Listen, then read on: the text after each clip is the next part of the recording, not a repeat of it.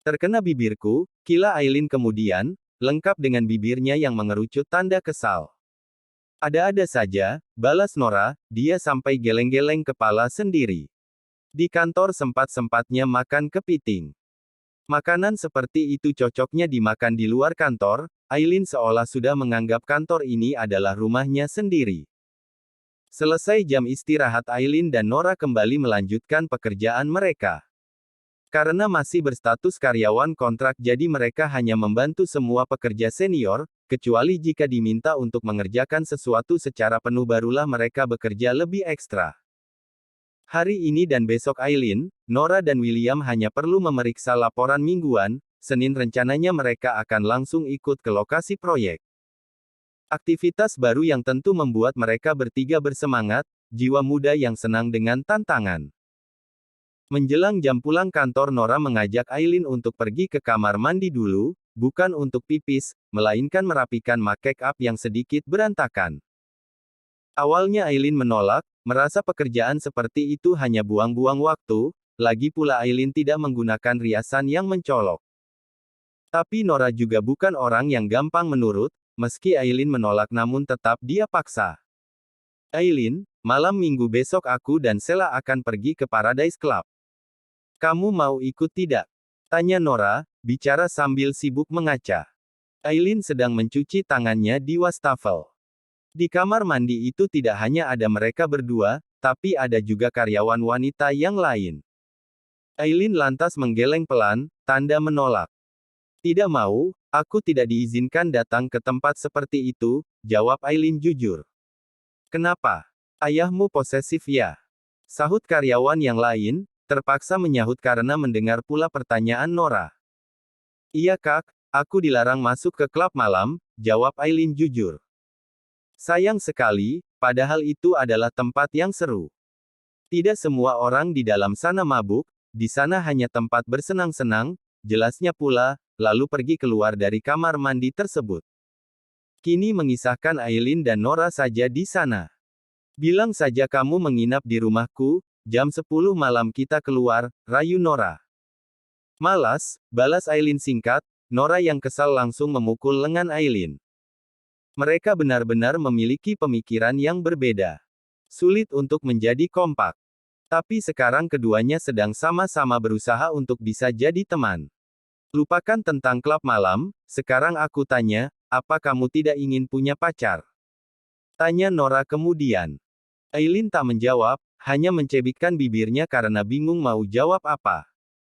Aku sebenarnya tahu, bahwa William sebenarnya menyukai kamu. Jika kamu mau, bisa saja kalian pacaran. Tapi aku tidak akan membiarkannya karena aku juga menyukai William.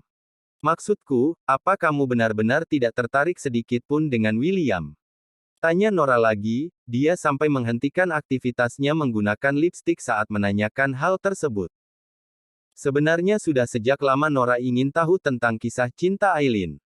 Tidak Nor, aku tidak menaruh perasaan suka pada William, aku hanya menganggapnya teman saja. Itulah anehnya kamu, di usia kita ini adalah masa-masa paling mendebarkan untuk pacaran. Tapi hidupmu terlalu serius dan satu lagi jangan panggil aku Nor, panggil Nora. Aileen tak menjawab, karena tiba-tiba teringat Pak Alan. Waktu yang dia habiskan dengan pria itu memang terasa begitu mendebarkan. Jantungnya jadi berpacu lebih cepat daripada biasanya. Memangnya kamu sudah pacaran berapa kali? Tanya Aileen pula. 3 kali, 2 bulan lalu aku baru putus dengan pacarku. Karena itulah sekarang aku mengincar William. Apa kamu pernah pacaran dengan pria yang lebih tua? Kenapa? Kamu tertarik dengan pria yang lebih tua? Balas Nora, dia tersenyum meledek. Hais. Bukan seperti itu, aku hanya tanya. Kalau kamu belum pernah pacaran jangan coba-coba dengan yang lebih tua, karena mereka lebih agresif. Lebih baik cari yang sepantaran kita, jawab Nora, memberi tips. Lebih agresif. Lebih menggigit, mengerikan pokoknya, terang Nora dan membuat Aileen jadi merinding sendiri. Tapi pacaran dengan orang yang lebih dewasa ada enaknya juga, mereka lebih mengerti kita, lebih nyaman, cuma ya itu, mereka selalu mengedepankan sentuhan intim. Timpal Nora lagi. Aileen tak sanggup untuk mendengarnya lagi. Bahasamu seolah kamu pernah pacaran dengan lebih tua, balas Aileen kemudian. Memang sudah pernah, karena pacar tuaku itulah aku tahu ciuman, aku tahu ini dan itu, serius ingin dengar. Tidak. Pekik Aileen, bicara dengan Nora malah membuat pikirannya terasa terkontaminasi. Dan melihat reaksi Aileen, Nora akhirnya tertawa terbahak-bahak. Baru pertama kali inilah mereka bicara banyak dan bahkan sampai bertukar tawa seperti ini. Jam 5 sore Nora dan William pergi lebih dulu, kini Nora sengaja tidak membawa mobilnya agar William mengantarnya pulang. Sementara Aileen tetap menggunakan alasan yang sama, bahwa kakaknya akan datang untuk menjemput karena itulah dia menunggu di sini. Padahal Nathan ataupun Nicholas sekalipun tidak pernah menawarkan pada sang adik untuk pulang bersama. Bapak tidak usah naik ke atas, jika sudah tiba di basement aku akan turun, tulis Aileen dalam pesan singkat yang dia kirim pada sang dosen.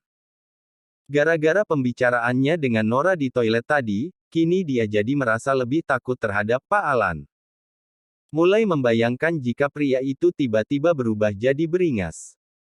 Selama ini Aileen tidak pernah berpikir sejauh itu, tapi sekarang dia jadi lebih waspada apalagi setelah mereka berciuman. Aku sudah di bawah, balas Alan. Dengan gerakan cepat Aileen pun meninggalkan meja kerjanya dan turun ke basement menggunakan lift. Saat pertama kali keluar dari dalam lift itu dia langsung melihat mobil Pak Alan. Alan memang sengaja memarkirkan mobilnya di sini agar Aileen tidak terlalu jauh berjalan. Brak.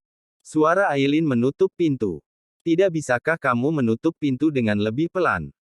Tanya Alan. Dia bertanya bukan karena merasa terganggu tapi hanya penasaran saja. Kenapa Aileen sekasar itu?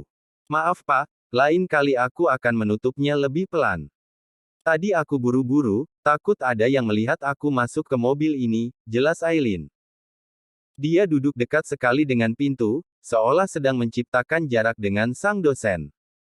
Gelagat itu tentu langsung diketahui oleh Alan, membuatnya jadi merasa kesal sendiri. Setelah tadi mereka berciuman dengan panas dan sekarang Aileen menjauhinya. Alan mana tahu jika sikap Aileen sekarang semuanya gara-gara Nora. Apa yang kamu lakukan? Geser ke sini, Tita Alan, ingin Aileen duduk dengan normal. Aku sedang ingin duduk seperti ini, ayo pulang, balas Aileen. Alan langsung mengunci pintu mobil, bunyinya membuat Aileen kaget sendiri. Geser ke sini. Tidak mau, tolak Aileen. Kenapa? Tidak apa-apa, hanya ingin seperti ini saja. Aileen. Pak, jangan mengintimidasi aku seperti itu. Ayo pulang. Aku tidak akan pergi sebelum kamu geser ke sini. Apa kamu sedang menghindari aku? Bukan begitu. Apa karena ciuman tadi kamu seperti ini? Bukan seperti itu Pak. Lalu apa? Aileen mencebik, jika sudah seperti ini berarti dia tak mampu menjawab lagi. Kamu menyesal. Sedikit, jawab Aileen, dia menurunkan pandangannya, tak mau menatap sorot mata yang sang dosen. Baiklah, jadi mulai sekarang tetap jaga jarak seperti ini, balas Alan, dia menghidupkan mesin mobilnya dan pergi dari sana. Sepanjang perjalanan pulang tak ada pembicaraan apapun di antara mereka. Entah kenapa Alan merasa kecewa atas jawaban Aileen. Tapi dari jawaban itu membuatnya sadar untuk kembali ke posisi semula. Wanita memang hanya akan membuatnya pusing, pekerjaan adalah yang utama. Terima kasih Pak, ucap Aileen setelah mobil berhenti di halaman rumahnya. Tanpa sadar kini dia pun sudah duduk dengan normal, tidak terlalu jauh dengan sang dosen. Jawab Alan singkat. Bapak marah. Tidak. Lalu kenapa dingin seperti itu? Maumu bagaimana? Bukankah kamu ingin menjaga jarak? Balas Alan. Tak ada jawaban dari pertanyaan Alan yang terakhir. Aileen ingin mereka menjaga jarak, tapi hatinya tak bisa dipungkiri jika ingin selalu dekat. Tapi saat ini Aileen lebih mendengarkan akalnya dibandingkan hati. Jadi akhirnya dia turun dari mobil itu di saat suasana masih terasa dingin. Alan pergi setelah memastikan Aileen masuk ke dalam rumah. Apa sedang ada masalah di kantor? Tanya Mom Aresa pada Aileen. Makan malam ini Aileen terlihat pendiam sekali, entah kemana hilangnya Aileen yang barbar. Tingkahmu seperti sedang patah hati, celetuk Kak Naina. Nicholas dan Nathan langsung menatap ke arah adiknya tersebut, curiga Aileen sudah memiliki pacar. Meskipun mereka berdua nampak acuh tapi Nick dan Nathan tidak ingin sang adik memiliki hubungan dengan orang yang salah. Siapapun kekasih Aileen harus dikenalkan lebih dulu pada mereka. Kamu sudah punya pacar? Tanya Nathan langsung, membuat Aileen gelagapan sendiri. Tidak. Mana ada pacar? Aku hanya sedang pusing masalah pekerjaan, Senin besok aku diajak ke proyek, jadi banyak yang harus aku kerjakan sekarang, kila Aileen, akhirnya bicara banyak setelah tadi banyak diam. Nathan langsung percaya dan kembali melanjutkan makan malamnya, tapi Kak Naina masih menatap penuh curiga pada sang adik ipar. Kecurigaannya muncul sejak Aileen pulang dengan membawa bunga mawar merah kemarin. Setelah makan malam Aileen langsung kembali ke kamarnya, melihat ponsel dan sudah ada satu pesan masuk dari sang dosen. Besok pagi aku jemput di tempat biasa, tulis Alan. Aileen membuang nafasnya dengan kasar, dia pilih untuk lebih dulu duduk di tepi ranjang sebelum membalas pesan tersebut. Menimbang-nimbang bagaimana baiknya tentang hubungan mereka berdua. Kenapa aku jadi seperti ini? Gumam Aileen, tidak bisa dia pungkiri bahwa kini telah mulai menggunakan hati. Aku harus kembali ke posisi semula, hubungan kami bukanlah hubungan yang nyata, ucap Aileen, coba meyakinkan hatinya sendiri.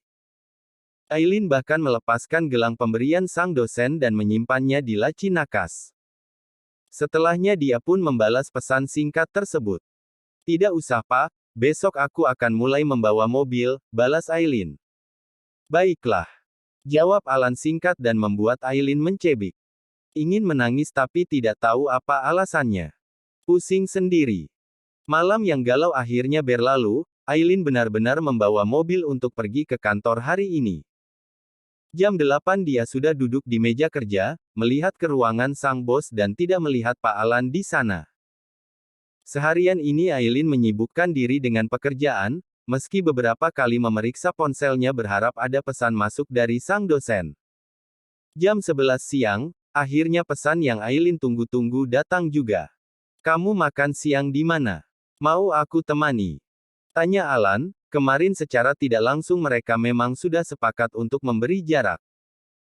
Tapi Alan tetap harus memastikan bahwa Aileen baik-baik saja, karena itulah dia terus memberikan tawaran seperti ini. Setidaknya dengan cara inilah dia mengucapkan terima kasihnya karena Aileen masih mau membantunya untuk menolak perjodohan Mama Berta. Aku akan makan dengan Nora, Pak, balas Aileen, dia pilih untuk menjawab seperti ini. Baiklah, jawab Alan. Jangan galau-galau Aileen, ayo fokus kerja. Batin Aileen kemudian. Hari Sabtu ini sekalipun mereka tidak bertemu. Hari Minggu Alan mengunjungi rumah kedua orang tuanya sesuai kesepakatannya dengan Aileen kemarin. Kenapa kamu datang sendiri? Di mana Aileen? Tanya Mama Berta, padahal semua keluarga sudah siap menyambut. Aileen tidak ingin datang Ma. Dia tidak ingin dipaksa untuk segera menikah. Lagi pula kami memang belum berniat untuk menikah, jelas Alan apa adanya. Ya ampun Al, apa kamu tahu jika jawabanmu itu membuat Mama terluka? Balas Mama Berta. Alan terdiam. Apa salahnya menikah sekarang? Tidak akan mengganggu pekerjaan kalian berdua. Tanya Mama Berta lagi. Aileen masih muda Ma, dia juga baru lulus kuliah. Aku tidak ingin memaksanya. Kalau begitu putuskan Aileen, menikah dengan gadis pilihan Mama. Kenapa buru-buru sekali? Mama adalah yang paling tahu bahwa aku belum ingin menikah. Pikiran Oma Hazel Al, balas Mama Berta dengan lirih. Di usia senja sang nenek hanya ingin melihat Alan menikah.